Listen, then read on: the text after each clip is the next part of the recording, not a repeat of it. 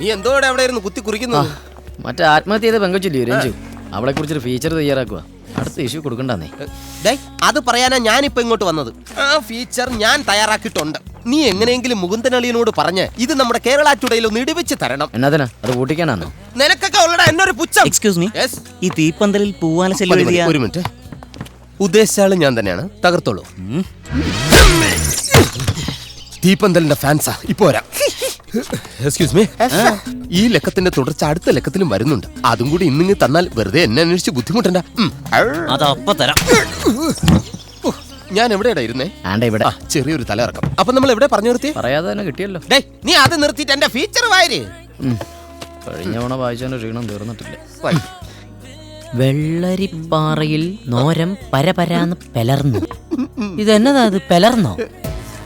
നേരം പെലർന്നേനെ പിന്നെ ഇരുട്ടി എന്ന് പറയൂ. പുലർന്നൂന്ന് പറഞ്ഞു. അത് നിങ്ങളുടെ അവിടെ. ഞങ്ങളുടെ അവിടെയൊക്കെ നേരം പരപരാന്ന് പെലർന്ന് അങ്ങനെയാ പറയാറ്. എന്തായാലും വെളുത്തല്ലോ. ഇങ്ങനെയാണോ ഫീച്ചർ? ഞാൻ എഴുതിക്കോളാം. അത് കളയരുത്. കൈവിടെ. നീ വെറുതെ അതൊന്നും ചുരുട്ടി കളയരുത്. വേണ്ടാന്ന് ഞാൻ എഴുതും. വേണ്ട വേണ്ടെന്ന് പറഞ്ഞാലും കേൾക്കില്ലല്ലേ. നീ എഴുത്. താഴേക്ക്